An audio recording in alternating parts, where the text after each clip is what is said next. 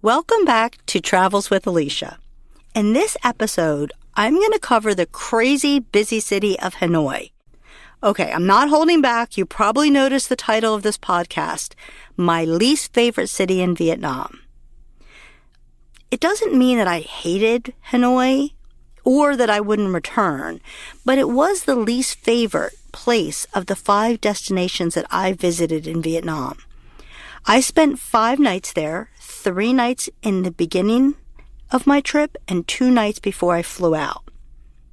First, let me tell you a little bit about Hanoi and some things that you can do there. Then I will share why this destination was my least favorite and what I would do differently if I returned. So Hanoi means the city of lakes. And I believe there's 6 lakes, but most people only see one. The Hon Kim Lake, which is right in the Old Quarter. The main entrance to this lake, its promenade, is super busy, but when you walk around, the crowds start to disappear. And I walked around this lake at least twice or 3 times during my trip. It was so peaceful, it had beautiful large trees, and it's a nice escape from the city. There's like a small red bridge leading to a beautiful temple, which is right in the lake, and it is so nice to explore. On the weekend, the streets close by the lake, and they're closed to traffic, and there's night markets set up. So it's a really fun and festive atmosphere. I was able to actually see 2 of the lakes. I took a grab 15 minutes to West Lake and spent about a half a day exploring this area as well. There's another beautiful temple right at this lake as well. It's known as the area that foreigners like to stay in when they stay longer term. So Hanoi does have a pretty big expat group. This area had apartment buildings, and they weren't huge. Like, they looked like they were maybe 8 to 10 floors, but some of them looked rather nice. And you could see there was a lot of Westerners staying in these apartment buildings, and there was coffee shops all around the lake, and people were enjoying the area. Another thing that was interesting was that, I don't know if you've seen, but in Vietnam, in the outside food markets or in the street food areas, the chairs are plastic and really little. They look like they're for 4 and 5-year-olds. And so you'll see grown men sitting on these plastic chairs eating. And the funniest is when you see foreigners or Westerners that are huge sitting at these chairs. Well, this area around the West Lake was a little bit more upscale, and while they did have tables and chairs outside and lots of wonderful restaurants, the chairs and tables were a little bit larger, and a lot of them were wooden and a little bit better made. So I'm sure many Westerners have sat on those plastic chairs and broken them.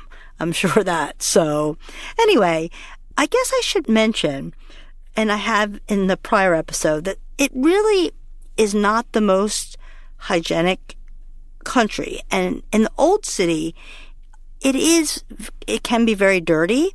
There's a lot of trash around, and I would recommend being careful, like eating places that are very busy, or making sure that you do bring Imodium or Pepto-Bismol.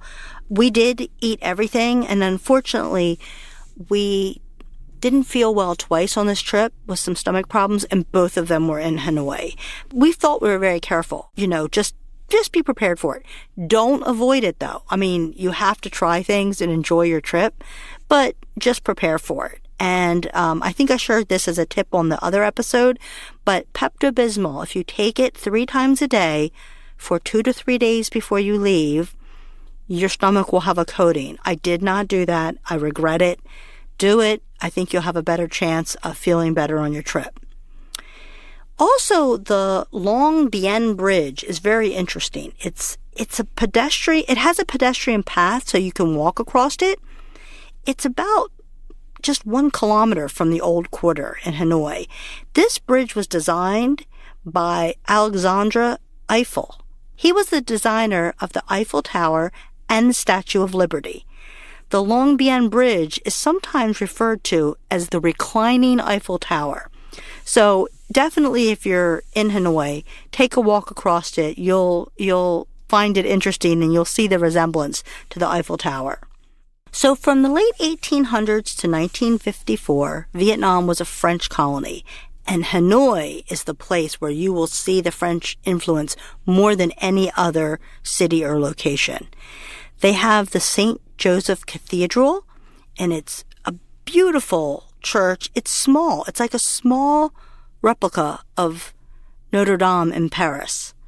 The area around St. Joseph's is quite nice. There's a lot of cafes, and you can go upstairs and sit in the balconies and have coffee or drinks and watch all the tourists from above.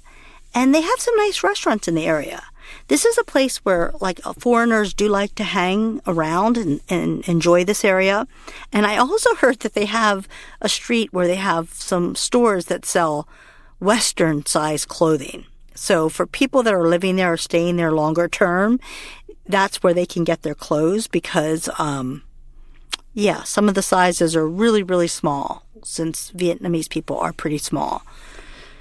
Another example of the French architecture is the Opera House. And a lot of people take pictures outside. It's really pretty. I don't think many tourists actually attend an opera, but it is a pretty place to walk around. One thing I really enjoyed was seeing the world's largest mosaic wall. It's about 4 kilometers long, and the project was started about 2007, and it turned a boring wall into fine art. Over 600 people worked on this, and it won the Guinness World Record for the longest mosaic. I was able to see it on the way to the West Lake. It was so impressive. There's also some nice street art in Hanoi, and that's something I enjoy seeking out. It's a creative city, so that was fun. Another popular activity is the water puppet show. It's one of those not-to-miss tourist activities. We didn't do it. I actually really don't like puppet shows. People enjoy it. It's in Vietnamese, but it's a water puppet show where people are underneath the water and they hold the puppets up. It's easy to follow and it's very popular. Again, it's not something I enjoy, which is a little bit strange because I grew up, and I know a lot of people, this is rare. My mom had an amazing puppets. She had puppets from Germany, and it was a hobby of hers, and she would come to our schools and put on puppet shows. So anyway, that's an aside, but we passed on the puppet show in Hanoi. There's also, I talked about the Old Quarter, but there's also a French Quarter, and this is where some of the high-end hotels and shopping are. The legendary Metropole Hanoi opened in 1901, and it was funded by 2 French investors. And this is where famous playwrights, actors, heads of states from all over the world would stay. I mean, Putin has stayed there, Castro, Bush, Clinton, Trump, Anthony Bourdain stayed there, and even Charlie Chaplin. In 2009, this hotel became part of the Sofitel chain. It has a beautiful French bistro that wraps around the outside. And we visited this hotel. We had tea by the pool, and it was lovely. The area was less busy in the French Quarter, and they had the beautiful bicycles where tourists can sit in the front and they bicycle you around the area. And these were much nicer than other areas of the city. So if you want to do that, I would recommend to do it in the French Quarter. They also have a newer, very high-end hotel called the Capella, and it opened in 2020, and it is breathtaking. It's a boutique hotel with 47 rooms, definitely not in the Vietnamese pricing. It is very expensive. We visited it for cocktails, and we were so impressed that we went back for the happy hour on the roof a few days later, and we ordered drinks and burgers, but it's just such a fancy hotel. They proceeded to bring us 3 to 4 tastings that were so fantastic, very small appetizers, and they had made the seaweed bread with different butters, and I highly recommend it. You have to go to the Capella Hotel if you are in Hanoi. So we stayed at the 5-star hotel called the Peridot Grand Luxury Boutique.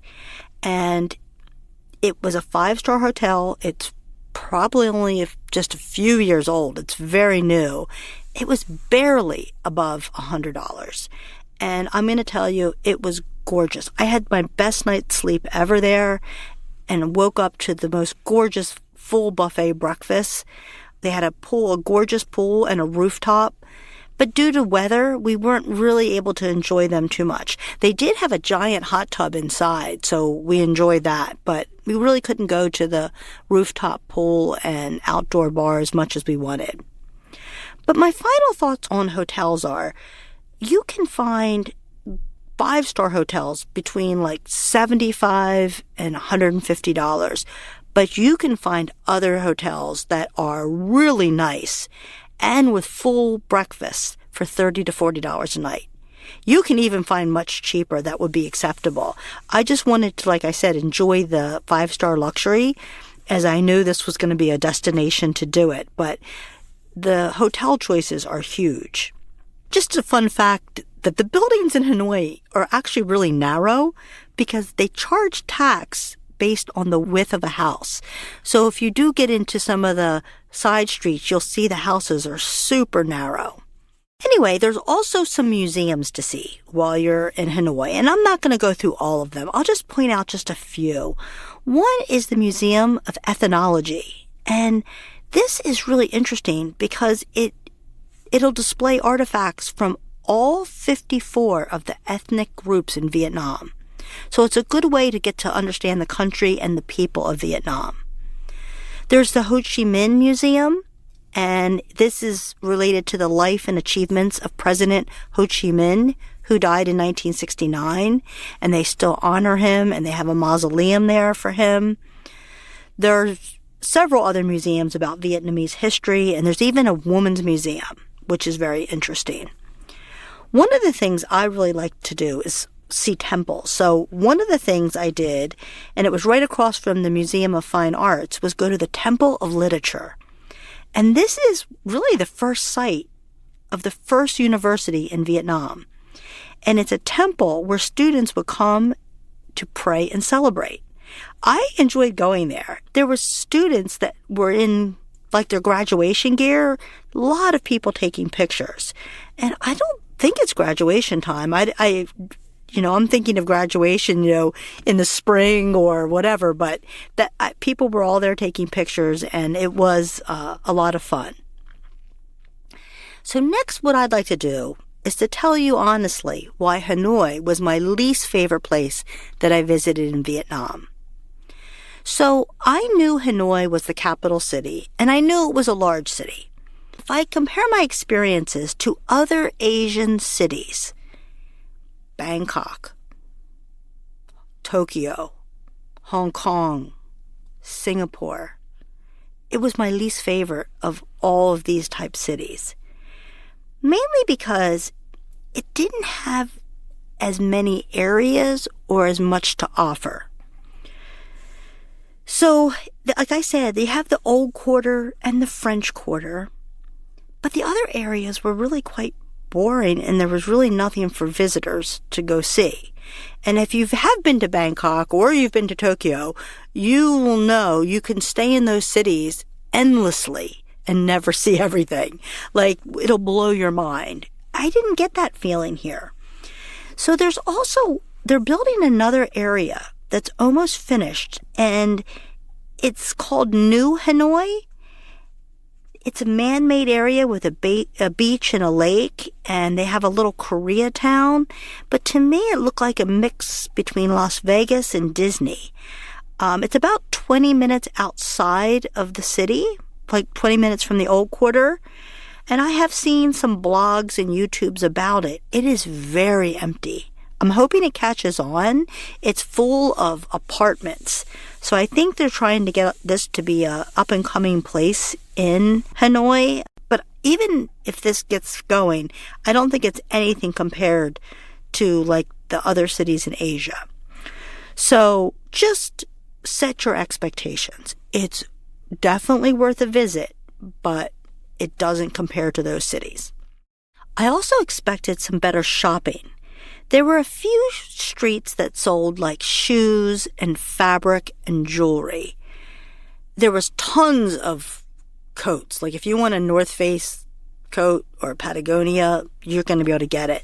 They also had a market, but it seemed more wholesale. Like you had to buy several things in some of the stalls. And the people weren't super friendly. Like it wasn't like the middle of Vietnam where prices and selection were much better.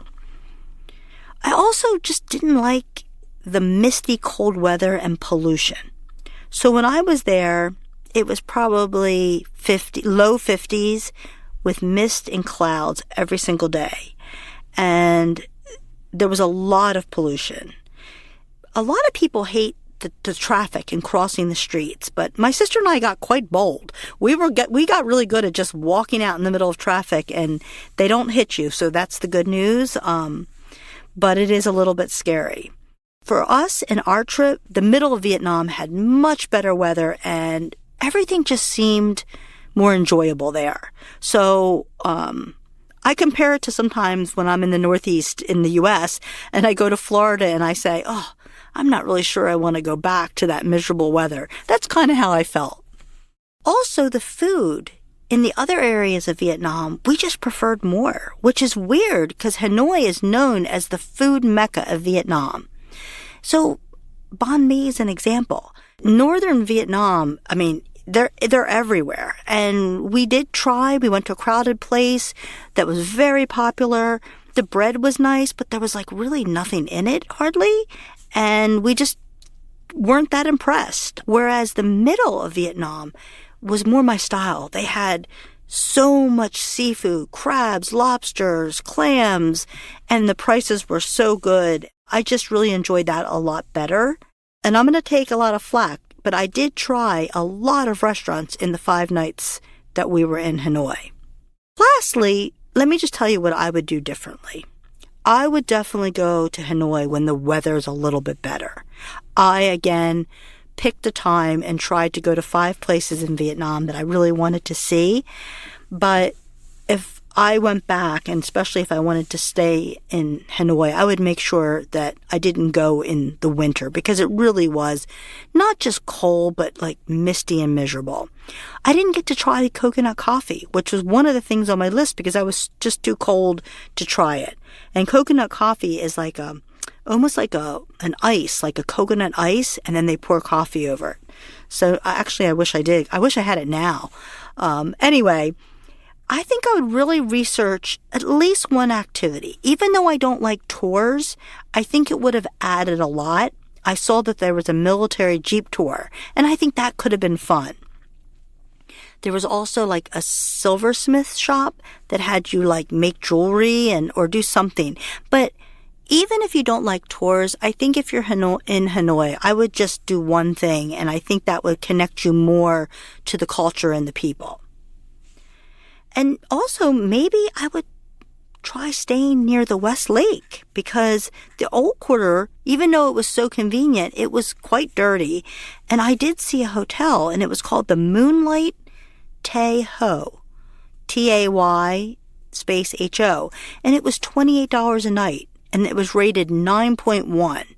It looked amazing and new for $28 a night. So I think maybe I would do something like that. Grabs are very cheap, so you could get anywhere you wanted if you stayed there. I think, use Hanoi as a jumping off point for other destinations and keep your expectations in check. Thank you so much for joining me on this episode of Travels with Alicia. I hope my honesty is helpful in giving you a well-rounded opinion of Hanoi. Hanoi is still very interesting and it's budget-friendly. Just it's lower on my list versus the other places that I visited. Thanks again, and stay tuned for the next episode where I'll share my experience in Sapa, Vietnam.